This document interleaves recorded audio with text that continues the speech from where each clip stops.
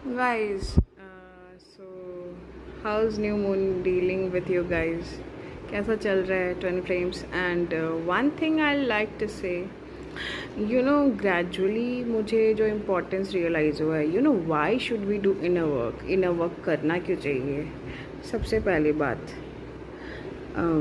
And आप so that you can have the right values and okay wait, I think सबसे पहले इस point को बोलना चाहिए so that I don't forget it and then I will explain letter.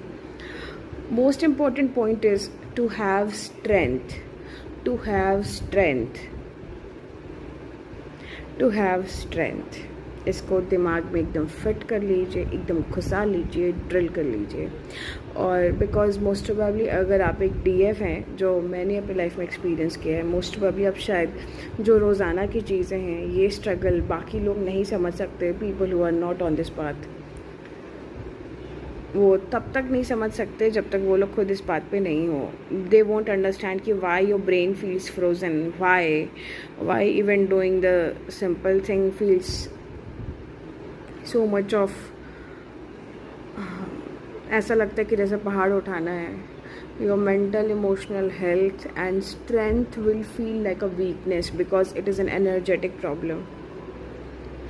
दुनिया में बाकी लोगों की प्रॉब्लम्स भी एक्चुअली एनर्जेटिक प्रॉब्लम्स ही हैं, बट उनका कॉन्शियसनेस इतना सुप्त, जिसको बोलते हैं ना, सुप्त अवस्था में है कि उनको पता नहीं चलता कि ये प्रॉब्लम्स इसलिए है. बट हमारे साथ प्रॉब्लम्स इसलिए है,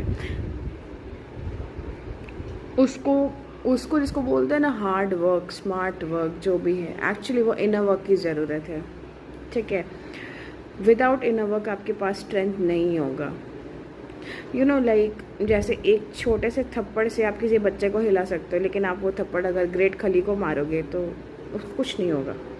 ठीक है, तो आपके लाइफ में कोई भी स्टॉर्म आए, कुछ भी आए, तो आप उसको हैंडल कर पाओ सो दैट आपके अंदर वो कंसोलिडेशन हो पाए स्ट्रेंथ का.